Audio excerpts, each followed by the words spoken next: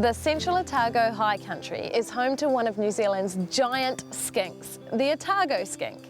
However, these big, grunty lizards are under threat from a dirty dozen of introduced predators. Luckily, the Alexandra community has decided to take matters into their own hands.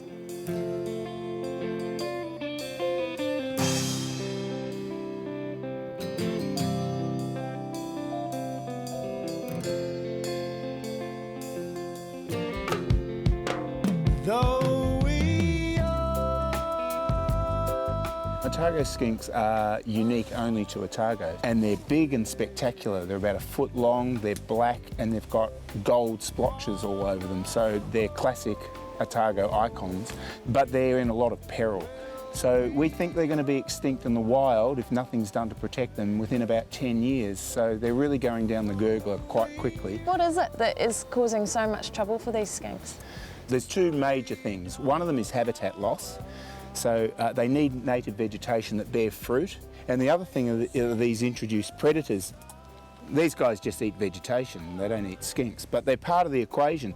They deplete the vegetation a lot, they mow it right down, and that's removing habitat for the skinks. The other thing rabbits do is they support these predators, because these predators mostly rely on rabbits as their food. So the more rabbits there are, the more predators there are. But they don't just eat rabbits, they also eat native animals like skinks. We've opened up cats like this in the past and found up to 70 lizards inside them, so they are having a huge impact on our native lizard fauna. Yeah, cats are a bit of an underrated predator in New Zealand. A lot of the attention in New Zealand is on this guy, which is a stoat, but you know, we catch a lot more cats out in this country.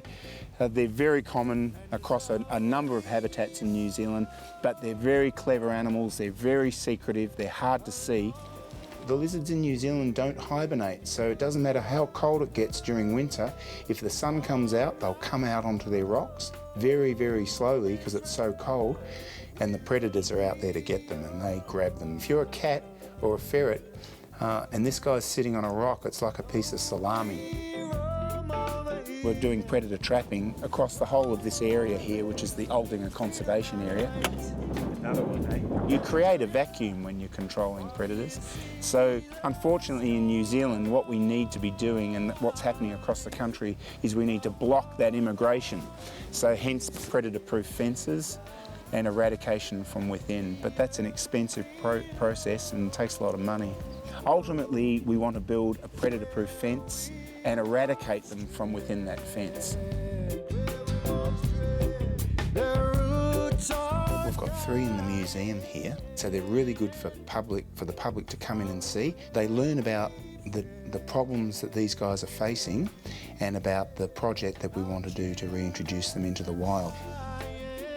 It wasn't long ago that Alexandra and the surrounding Central Otago High Country were home to thousands of these distinctive, beautiful, giant Otago skinks.